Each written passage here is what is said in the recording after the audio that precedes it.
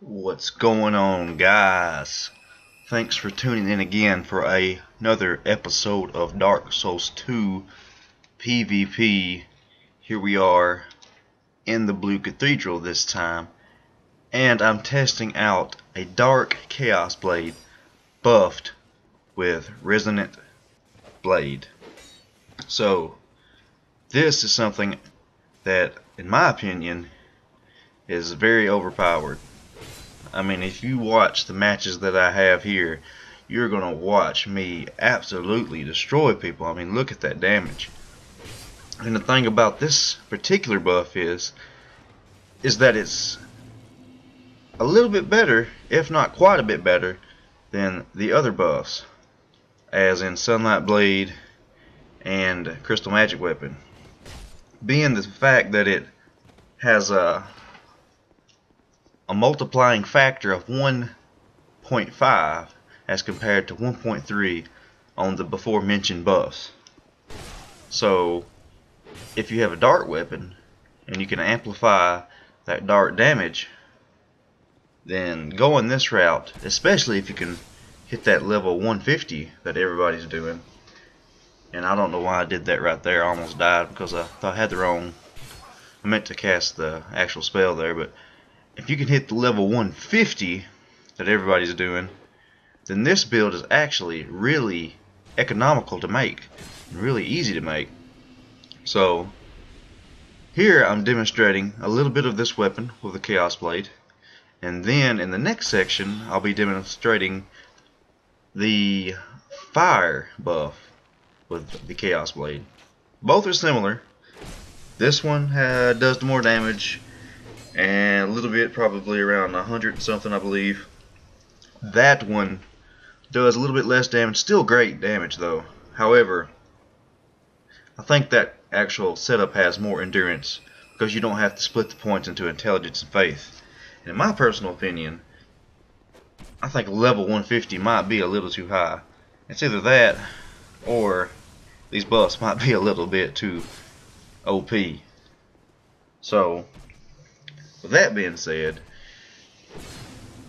I can say that for PvE, which is very fun, still very fun to me right now, that the Hex setup has some pretty good spells for long range boss battles and, aggravating enemies that you may face. The Resonant Souls and the stuff that you cast like that from a distance, even Dark Orb and stuff like that, do pretty good damage. Then you can also have the Flame Swath from the Pyromancer Glove, and you can really have a good arsenal of ranged attacks for PvE, and PvP not so much. In my opinion, from my experiences so far, I've been weighing the pros and cons of sorcery versus pyro versus hexes, and it seems like everything is fairly easy to dodge, at least right now. And I always try to rock that 25% and below equipment load to get that long, fast roll. You know what I'm saying? And so far, at first you was tearing people up with Flame Swath. I mean, that spell's, unless if there's some lag involved, it's pretty easy to avoid. All the hexes that shoot at you are pretty easy to avoid. There was a time that I had a little bit of trouble with Dark Storm, and I think Scraps of Life or something like that. But I easily, after I learned the spells and learned what they look like and how they attacked you, understood a little bit more about their mechanics. I really not had much trouble there. As far as the sorceries go, I think I've got the rolling down for the most part on Home and Crystal, Soul Mass, and Home and Soul Mass, especially Soul Arrow, Great Soul Arrow, Soul Spear. That stuff you can just roll out of that. As far as there's still some of them sorceries that might be a little tricky for me if I haven't seen them yet.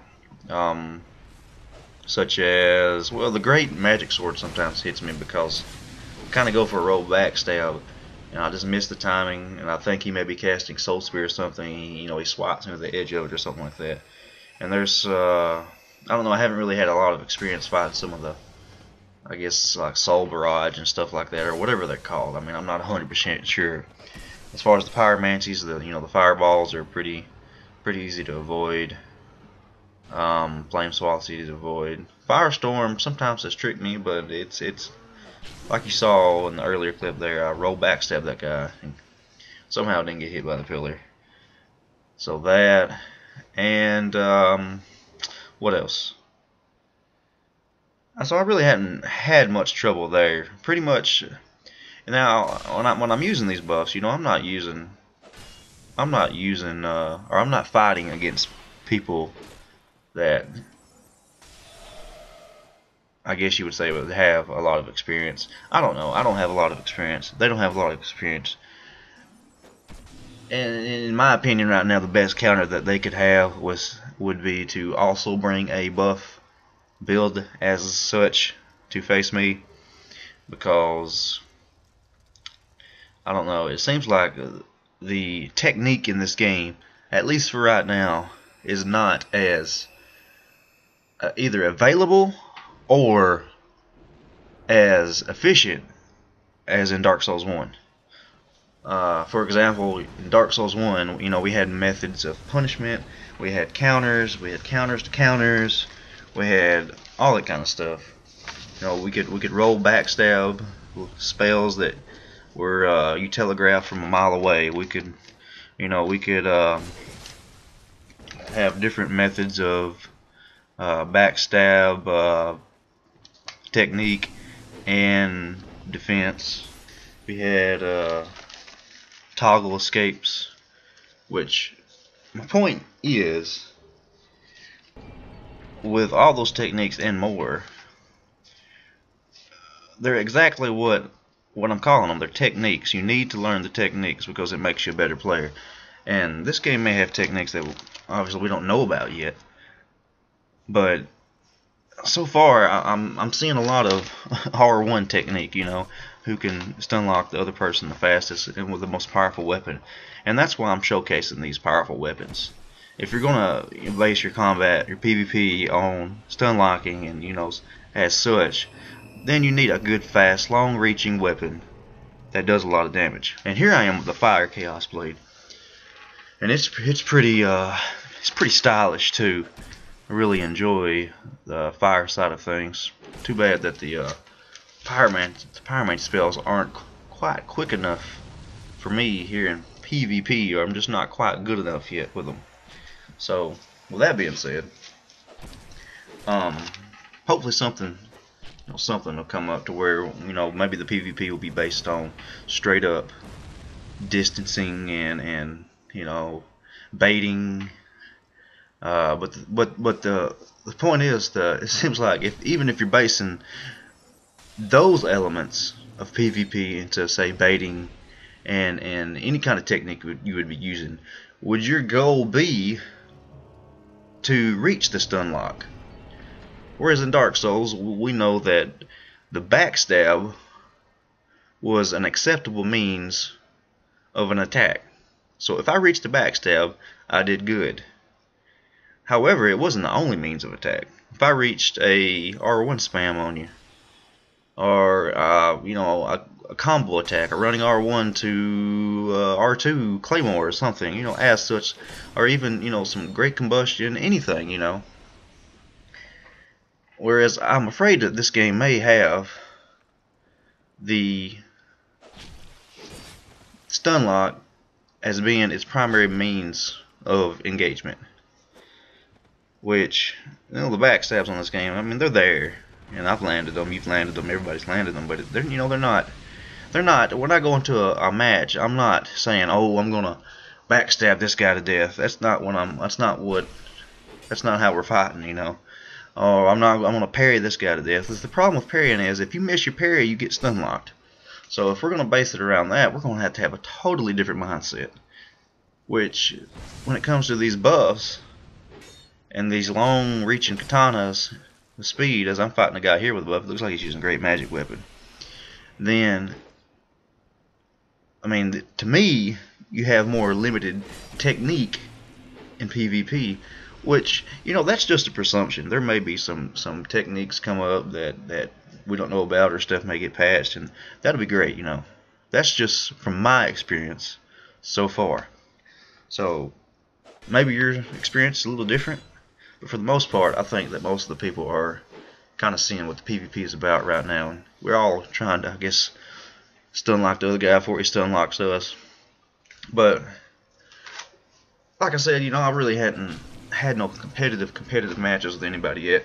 As you know, everybody's still trying to get into New Game Plus, and once we start, you know, all fighting each other and, you know, getting our little, I guess, circles of PvP combat to where we try to better ourselves, then maybe we'll see, you know, like in fight clubs and stuff, what we can experiment with and what we can do better.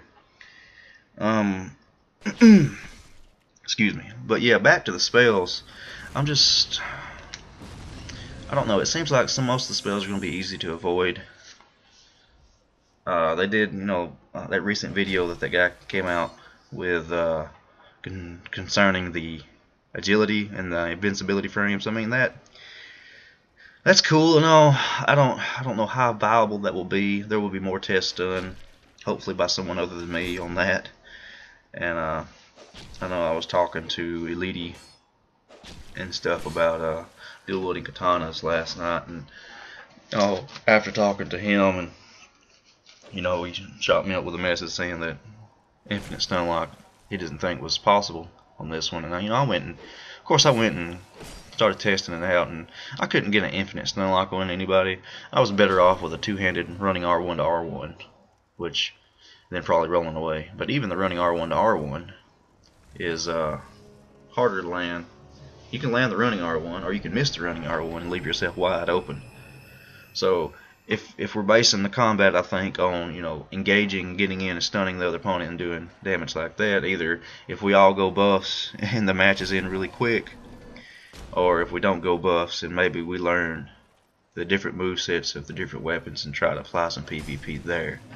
So this is pretty much just a video of me showing the power of the Fire Chaos Blade and the superpower of the Dark Chaos Blade.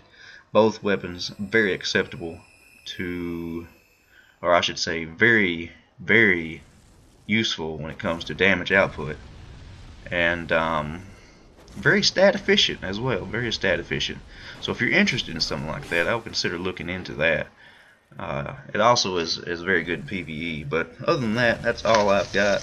If you've got any thoughts, concerns, feel free to leave any kind of comment and discussion down below in the comment section.